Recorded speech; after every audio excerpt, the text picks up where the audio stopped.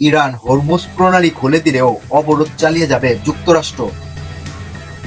Hormuz প্রণালী পুরোপুরি খুলে দেওয়া হয়েছে বলে জানিয়েছেন ইরান। দেশটির পররাষ্ট্রমন্ত্রী আব্বাস আরাগচি আজ শুক্রবার সামাজিক যোগাযোগ মাধ্যম এক্সে দেওয়া এক পোস্টে এ ঘোষণা দেন। তবে মার্কিন প্রেসিডেন্ট ডোনাল্ড ট্রাম্প উল্টো বলেছেন, হরমুজ প্রণালী ব্যবসা বাণিজ্যের জন্য সম্পূর্ণ উন্মুক্ত হলেও ইরানের সঙ্গে চুক্তি না হওয়া পর্যন্ত তাদের বন্দরের ওপর মার্কিন নৌ অবরোধ বহাল থাকবে। হরমুজ কড়াকড়ি শীতল হওয়ার খবরে আন্তর্জাতিক বাজারে প্রতি ব্যারেলে জ্বালানির দাম $88 নেমে এসেছে। পোস্টে আব্বাস আরাগচি লিখেছেন, লেবাননের যুদ্ধবিরতির সঙ্গে সঙ্গতি রেখে এই যুদ্ধবিরতির বাকি সময়টুকুতে সব ধরনের বাণিজ্যিক জাহাজের যাতায়াতের জন্য হরমুজ প্রণালী পুরোপুরি খুলে দেওয়া হয়েছে। ইরান ইসলামী প্রজাতন্ত্রের বন্দর ও সামুদ্রিক সংস্থা কর্তৃক পূর্ব ঘোষিত সমন্বিত রুটে নৌযান চলাচল করবে। কিন্তু আরাগচির এ ঘোষণার কিছুক্ষণের মধ্যে নিজের মালিকানাধীন সামাজিক যোগাযোগ মাধ্যম ট্রুথ সোশ্যালে দেওয়া এক পোস্টে ট্রাম্প লিখেছেন, হরমুজ প্রণালী ব্যবসা বাণিজ্য এবং যাতায়াতের জন্য সম্পূর্ণ উন্মুক্ত ও প্রস্তুত। তবে ইরানের ক্ষেত্রে নৌ অবরোধ পূর্ণ শক্তিতে বহাল ও কার্যকর থাকবে। এটি ততক্ষণ পর্যন্ত বজায় থাকবে যতক্ষণ না ইরানের সঙ্গে আমাদের লেনদেন 100% সম্পূর্ণ হবে।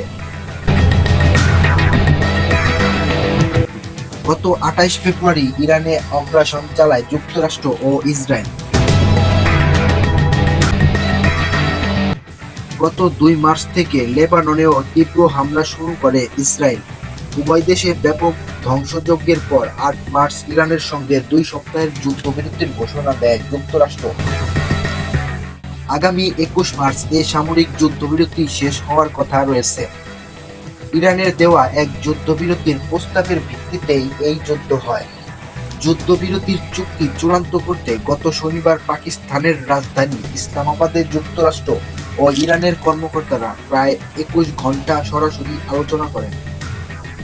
ইসলামাবাদে অনেক বিষয়ে গুরুত্বপূর্ণ আলোচনা হলেও যুক্তরাষ্ট্র ও ইরান যুদ্ধবিরতির চুক্তিতে পৌঁছাতে ব্যর্থ হয়। আলোচনায় ব্যর্থ হওয়ার অন্যতম কারণ হিসেবে ইরানের পারমাণবিক ইস্যু ও হরমুজে ইরানের নিয়ন্ত্রণের বিষয় সামনে চলে আসে। 28 ফেব্রুয়ারি যুদ্ধ শুরুর কয়েকদিনের মধ্যে বিশ্ববাজারে জ্বালানি সরবরাহের অন্যতম গুরুত্বপূর্ণ পথ হরমুজ প্রণালী প্রায় বন্ধ করে দেয় ইরান। যুদ্ধের আগে পথ দিয়ে বিশ্বের মোট জ্বালানির প্রায় 1/5 পরিবহন করা হতো।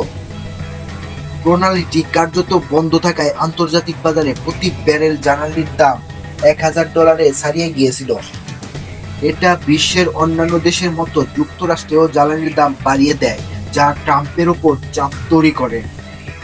এসব কারণে ইসলামাবাদে আলোচনা ব্যর্থ হওয়ার পর ইরানের সব বন্দরে অবরোধ শুরু করে যুক্তরাষ্ট্র।